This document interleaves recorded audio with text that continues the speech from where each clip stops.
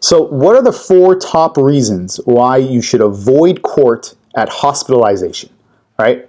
Number 1, it is super expensive. This is even, could be more expensive than probate, which is crazy, right? But you must file, you must pay for life. That's the problem. So if someone's 40 years old and they're paralyzed, but they have, a 40-year lifespan, that means 40 years they have to be in this conservatorship, right? And you have court fees to pay, attorney's fees for the person in charge of the conservator. Well, let me explain that. Imagine Daisy. Someone needs to take control over Daisy. Let's say Ed is taking control over Daisy. Ed has an attorney. That attorney gets paid by Daisy. Daisy also gets an attorney. The court appoints that attorney. That is a court-appointed counsel. And he also gets paid by Daisy's money. 2 attorneys working. Now, if someone's challenging the Ed's motives or Ed's anything that Ed does, that's another attorney on the other side, right? And depending on the situation, they could get attorney's fees. They could also remove Ed for wrongful acts. There's so many things that could happen that make this a very expensive procedure. And at the end of the day, what happens? You usually see that the entire estate is lost to the conservatorship fees. It comes to the point where the county is going to need to pay the attorney to stay on board because there is no more money left, right?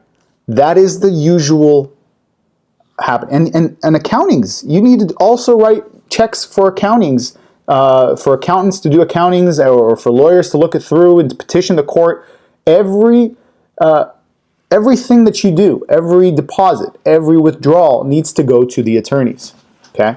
What's another reason? Well, people may be fighting over control for Daisy, right? Why do they want to fight over control? Well, you get a lot of rights. You get a lot of rights as Daisy's bank account manager, Daisy's healthcare manager, Daisy's business manager, and you get paid for all that. So people want this job and will make this their priority to get in control so that they get paid. And also the attorney gets paid only if they are the conservator. So there might be some fighting for control here.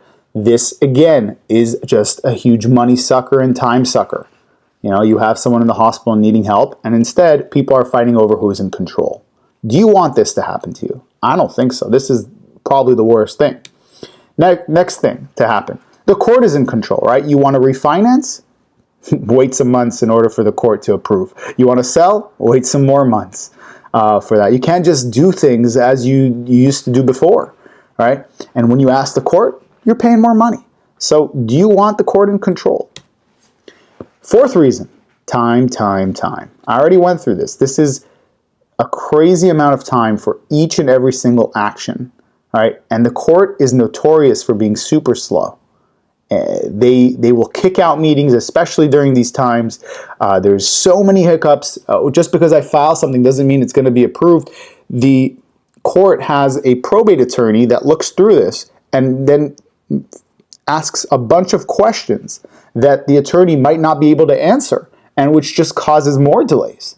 Do you want that to be part of your estate and legacy?